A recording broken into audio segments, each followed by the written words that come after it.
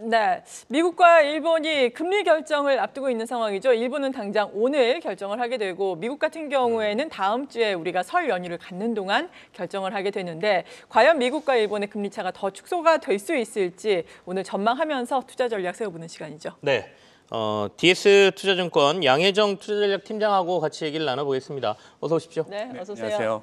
네, 일단 트럼프 행정부가 출범한 이후에 미국 증시는 지금 상당히 긍정적으로 가고 있는 상황입니다. 네. 우리 증시도 또 미국의 훈풍을 앞으로는 받을 수 있을지 일단 트럼프 행정부 출범 이후의 증시에 대해서 어떻게 판단하고 계십니까? 일기 때도 하고 좀 굉장히 비슷하게 가는 것 같다는 생각이거든요. 일기 네. 때도 트럼프 정부가 들어서기 직전에는 약간 조정이 있었고요. 네. 그다음에 트럼프 행정부가 들어선 이후에는 한국 시장이 나쁘지 않았거든요. 네, 그런 흐름하고 굉장히 비슷하다고 보시면 되고 그리고 환율 1,400원 후반대 네. 그리고 코스피 2,400은 굉장히 싼 수준이거든요. 네. 네, 그렇다 보니까 한국 시장 외국인에게. 그렇죠. 예. 예. 그렇다 보니까 한국 시장의 어떤 지금은 약간 소위 말하는 뭐 밸류 트리거라고 될까요? 예, 그게 좀 발현되는 그런 구간이라고 좀 보시면 될 것 같고요. 모멘텀은 어차피 이제 이익이라든지 특히 한국은 이제 수출이 중요하니까 그게 돌아서는지를 좀 확인하는 구간은 아마 하반기 될 것 같아요. 그러면 1분기 지나서 시장은 좀 더 그걸 확실하게 보고서 들어가지 않을까 이 정도 생각하고 있습니다. 네. 말씀하신 대로 이제 실적 얘기를 하셨는데 네. 지금 주요 4분기에 이제 주요 기업들 실적이 나오고 있습니다. SK 하이닉스도 나왔고 네. 현대차, 기아차도 실적이 나왔고요. 네. 남은 기업들 실적 발표는 어떻게 예상하고 계세요? 그러니까 일단 뭐 전자는 약간 실망하긴 했지만 네. 하이닉스랑 네. 자동차들은 그래도 꽤 나쁘지 않았거든요. 근데 지금 좀 이렇게 주목해야 될 부분은 그동안 실적이 좀 기대감이 높았던 기업들, 그러니까 최근에 이제 주가 흐름이 좀 좋았던 뭐 방산이든 뭐 기계든 그다음에 화장품 이런 것들이거든요. 예, 그런 부분들은 4분기 때 보통 이게 실제 영업의 어떤 실적과 관계없이 약간 좀 빅베스나 이런 것들이 많은 경향이 있어서 약간 실망을 할 수가 있어요. 예, 그런 부분이 아마 조정으로 나오지 않을까. 예, 그리고 4분기 실적이 끝나고 나서 이게 제일 중요한 거는 어차피 이제 내년이 아니고 올해 이제 1분기 네. 실적이겠죠. 예. 그 1분기 실적까지 이제 좋아질 만한 것들을 찾는 그런 과정이 좀 있을 것 같아요. 그 반등 과정. 그러면 아마 이제 반도체라든지 조선이라든지 이런 쪽으로 좀 더 보지 않을까 네. 이 정도 생각을 하고 있습니다. 네. 조선은 뭐 시장에서도 지금 반응이 굉장히 좋긴 한데 네, 반대초는 조금 애매하거든요. 애매하긴 하죠. 네, 그래도 반도체 쪽을 눈여겨 봐야 됩니까? 삼성전자하고 하이닉스 좀 따로 봐요. 어떻게 해요? 뭐 올해 같은 경우에는 그 닉스는 매크로하고 좀 관계없이 움직이는 주식에 가깝고 전자는 약간 매크로 변수 움직임이 중요하거든요. 그러면 아마 1분기 때 1월, 2월에 네. 미국 ISM 제조업 지수가 어떻게 나오느냐 이 부분을 더 눈여겨볼 필요가 있지 않나 이렇게 생각을 하고 있습니다. 네, 네. 그렇군요. 그리고 트럼프 행정부 출범 이후에 계속해서 행정명령 내리고 있고 네. 참 바쁘게 움직이고 네. 있는 상황입니다. 네. 그 가운데서 우리나라가 상당히 관심을 갖고 있는 것이 IRA와 관련해서 어떻게 또 수정이 될 것인가 지금 움직임이 나오고 있는 상황, IRA 네. 폐지 쪽이라던가 아니면 뭐 보조금 축소라던가 이런 부분에 대해서 물론 우리가 지켜봐야 되겠지만 어떻게 대응을 해야 되겠습니까? 그러니까 IRA의 그 기본은 어차피 바이든 정부의 정책이었잖아요. 네. 그럼 트럼프 정부는 새로 들어선 정부이기 때문에 분명 그거와 반대되는 정책을 할 수밖에 없는데 네. 기본 그 기조는 미국 정부가 추구하고 있는 기본 기조는 미국 내에 공장을 짓고 생산을 해라. 그러니까 미국 제조업 부흥이잖아요. 그러다 보니까 그 방향은 동일하다고 저는 생각을 해요. 대신 IRA가 보면은 일단 보조금을 주다 보니까 재정 부담이 크고 그런 부분은 분명 축소하겠지만 관세 정책의 기본 의도 자체는 미국의 공장을 지어라기 때문에 네네. 그리고 미국 내에서 생산을 하고 네. 그다음에 중국하고의 거리를 두겠다는 게 기본적인 의도가 계속 깔려 있는 거잖아요.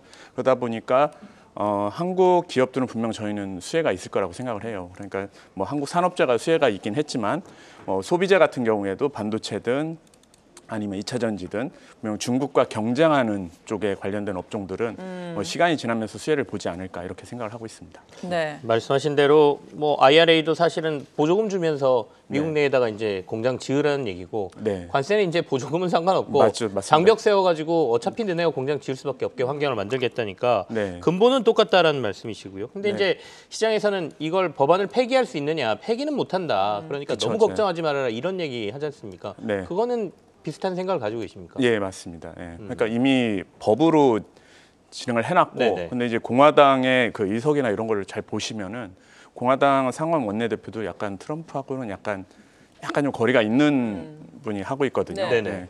그런 부분에 대한 설득 과정 그리고 법안을 갖다가 실제 진행하는 과정, 일기 때도 그랬는데 네네.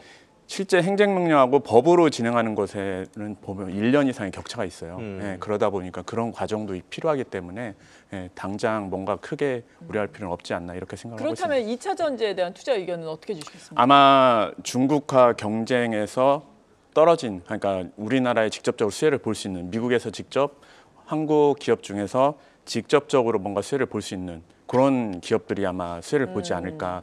저희 이제 섹터 애널리스트가 예상하는 부분 LNF 같은 정도, 뭐 이 정도 네네. 생각하는 것 같습니다. 오늘 이제 시장에서 가장 눈여겨보는 거는 일본 중앙은행의 금리 결정 아니겠습니까? 네. 지금 시장 예상이 약간 뭐 인상 쪽에도 있는 것 같긴 한데 네. 증시가 이렇게 오르는 거 보면 인상 안 할 수도 있다 이런 의견도 있고요. 어떻게 전망을 하고 계시고 만약에 인상을 한다면 네. 지난번처럼 엔캐리드 청산 뭐 이런 이슈 때문에 시장이 크게 뭐 네. 타격을 받을 만한 이슈로 보고 계시는지가 궁금합니다. 일단 결론은 뭐 지난번처럼 네. 큰 타격은 없지 않을까. 네. 인상한다 하더라도 네. 그때는 지난번에는 미국 금리 인하 여부도 함께 걸려 있었고, 그렇죠. 그다음에 미국 대선 불확실성도 함께 걸려 있었어요. 네, 그게 같이 있었는데 그게 이미 해소가 됐고, 네. 그리고 엔캐리 청산이 그때 한번 일어난 상황이었기 때문에 일부 이제 추가 인하될 청산될 가능성도 그렇게 규모도 크지 않을 것 같다 정도 이렇게 예상해 볼 수 있을 것 같고요. 네. 아마 인상은 하지 않을까 저희는 이렇게 조심스럽게 생각을 하고 있고요. 그리고 어차피 인상을 하지만 미국이 또 금리 인하 사이클로 들어가기 때문에 전체적인 글로벌 유동성에는 크게 뭐 영향을 주지는 않을 것 같다. 이 정도 생각해 볼 수 있을 것 같습니다. 오늘은 인상할 것 같다. 그러면 1월, 3월에는 그러면 인상 안 하고 그렇죠. 뭐 네. 연내에 어느 정도까지 일본은 인상 가능성이 있다고 보세요? 일본 같은 경우에는 한 두 번 정도이지 않을까 저희는 그렇게 생각을 하고 있고요. 미국 금리 인하는 만약에 상반기에 한번 내릴 수 있는 환경이 되면은 네. 올해 연간으로 한 3번 정도는 충분히 가능하다. 이렇게 생각을 하고 있습니다. 네. 그렇군요. 네. 그리고 미국 같은 경우에는 앞서 말씀드린 것처럼 네네. 다음 주에 또 FOMC가 열리게 되는데 동결이 지금 뭐 거의 뭐 기정사실화되고 그쵸, 있는 예. 분위기이긴 한데 트럼프 미국 대통령이 금리 인하하라고 또 네. 압박을 하고 있는 상황이잖아요. 네네네. 참 얘기를 적극적으로 하고 있는데 어떤 영향을 받을까요? 아마 네. 뭐 그러니까 일기 때도 항상 그렇게 내리라고 그러니까요, 했었거든요. 근데도 올렸잖아요. 네, 근데 지금은 어차피 금리 인하 사이클이기 때문에 네. 예, 그거에 맞춰서 약간 보여주는 그 발언을 하지 않았나 이 정도 생각을 하고 있고요. 금리는 이번에는 동결을 할 가능성이 굉장히 높습니다. 네. 왜냐하면은 정책에 대한 불확실성도 있지만 그 물가가 지금 인플레이션 잔재가 아직 조금 남아 있거든요. 네. 특히 그리고 계절적으로 보면은 1월, 2월이 약간 계절성이 좀 높은 시기예요. 그러다 보니까 물가 지표가 좀 높게 나옵니다. 네. 물론 이제 계절 조정을 해가지고 그걸 낮추기는 하지만 그렇다 하더라도 계절적으로 높은 시기에 이게 컨센서스보다 약간 좀 예상치보다 높게 나오면은 시장이 약간 충격을 받을 수 있거든요. 금리 인하를 좀.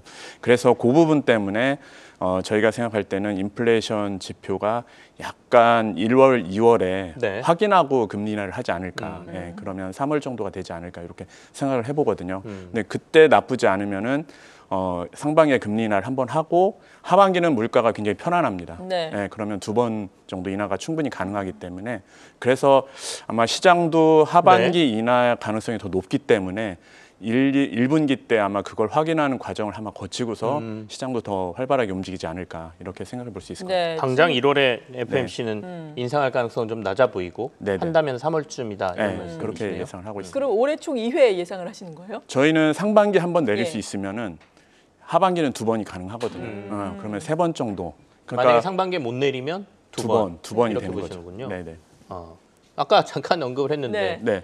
트럼프 대통령이 이제 계속해서 인하 압박은 하고 있지 않습니까? 이걸 그냥 정치적인 발언으로 저희가 봐야 되는 건지 네. 저희는 FOMC는 그래도 꽤 독립적으로 운영된다라고 그렇죠. 인식은 하고 있는데 네.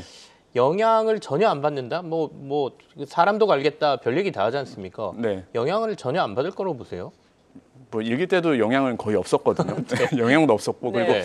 어차피 파월 의장 자체가 1년이 어차피 임기가 조금밖에 안 남았습니다. 네, 얼마 안 남았기 때문에 네. 굳이 지금 와가지고 할 필요는 없지 않나. 네. 네. 그리고 긴 설 연휴 앞두고 있잖아요. 네네. 설 연휴를 앞두고 오늘 우리 시장이 비교적 강하게 움직이고 있어요. 외국인의 순매수에 유입되고 있는데 어떤 전략이 향후 좀 중장기적으로 보다면은 필요할 것 같으세요? 그러니까 한국 시장이 지금 상반기 때 좀 약간 이제 싸다는 인식도 있었지만 사실 지금 한국 시장은 약간 매도 공백입니다. 그러니까 개인들은 아시겠지만 다 그 미국 시장으로 많이 갔잖아요. 네네. 그러다 보니까 많이 팔았습니다. 매도 자체가 거의 없고요. 연기금은 뭐 언론에서도 많이 나왔겠지만 타겟하던 그 비중 있지 않습니까? 네네. 한국 시장 비중 자체가 지금 예상보다 낮아져 있습니다. 왜냐하면 주가도 많이 빠졌고 지난 2, 3년 동안 계속 팔았거든요. 네, 그러면 매도 자체가 거의 없는 상태고 외국인은 어차피 한국 수출이나 이런 지표 보고 이제 대응을 할 텐데 외국인도 작년에 샀던 물량은 다 팔았거든요. 네, 네네. 그러면 언제든 들어올 수 있는 물량인데 들어왔을 때 위에서 팔 수 있는 물량이 없기 때문에 반등이 생각보다 강할 수가 있거든요. 네, 그런 부분을 좀 주목해야 되고 설 연휴나 이런 부분에서 과거 경험상으로 보면은 설 연휴 전에 한번 차익 실현이 있었어요. 어제가 그랬던 것 같아요. 어제가 그랬던 것 같고 보통 보면은 설 연휴 지나면은 네. 다시 또 사기 때문에 그래서 지금 굳이 뭐 그거에 과하게 반응할 필요는 없지 않나. 굳이 뭐 미리 차익 실현 해놓고 네. 가지 않아도 큰 부담은 없지 않나 이 정도 생각해 볼 수 있을 것 같습니다. 매도 공백이란 말을 되게 오랜만에 들은 것 같습니다. 계속해서 저희가 작년에 매도 공격을 받았기 때문에 네, 맞습니다. 네. 말씀하신 것처럼 매도 공백이라는 얘기는 누군가가 매수를 언젠가 조금이라도 강하게 하면 시장은 강한 반등으로 올 수 있다 이렇게 해석하는 거지 않습니까? 맞습니다. 네, 보통 한국 시장이 매도 공백의 가장 대표적이었던 시기가 네. 2009년. 2009년. 네, 그다음에 2020년이었거든요. 네, 그때 그런 시기에 항상 위기가 지나고 네. 반등이 나올 때 항상 그 구간이 있거든요. 단기적으로. 그 구간을 네. 수익을 좀 내는 것도 괜찮지 않을까. 기대가 좀 되긴 하는데 그러네요. 저희 설 연휴 이후에 이제 네. 이 매도 공백에 뭔가 강한 매수세만 들어와 주면 네. 강한 반등이 좀 나와주기를 기대는 하는데요. 우리 디스증권은 작년에 올해 증시 전망을 상저하고로 보셨나요? 어떻게 보셨어요? 아마 약간 상저하고가 되지 않을까 저희 그렇게 생각하고 있습니다. 근데 지금도 변화가 없으십니까? 네네네. 상반기에 지금 그래도 출발이 좀 좋지 않습니까? 출발이 좋은데 아마 1분기 실적도 나올 네. 때쯤 네. 하면은 아마 또 한 번에 좀 움직임이 있을 거고요. 그다음에 3월에 FOMC에서 이제 금리 인하를 하냐 안 네. 하냐의 여부. 네. 그거에 따라 이제 금리가 결정이 될 텐데 올해 시장에서 가장 중요한 변수가 사실 금리인데 그 금리가 이제 물가잖아요. 그러니까 올해 5%를 가냐 안 하냐 가지고 미국 국채 금리 기준으로 네네네. 시장이 약간 많이 관심을 가졌기 때문에 그 부분을 계속 주목해 봐야 되는데 1분기가 아마 그 정점이지 않을까 그렇게 생각을 하고 있습니다. 네, 알겠습니다. 그때가 또 기회가 될 수도 있겠네요. 네. 밸류의 또 트리거 포인트도 될 수 있는 시점이다라고 우리 증시에 대해서 긍정적으로 평가를 해주셨으니까 수급의 빈집에 수급이 좀 들어오면서 네. 올라가기를 기대를 해보겠습니다. 양혜정 DS투자증권 투자전략팀장이었습니다. 감사합니다. 네, 감사합니다. 계속해서 다양한 경제 이슈를 알고 싶다면 구독과 좋아요, 알림 설정 부탁드립니다. AI 캐스터 권미정이었습니다.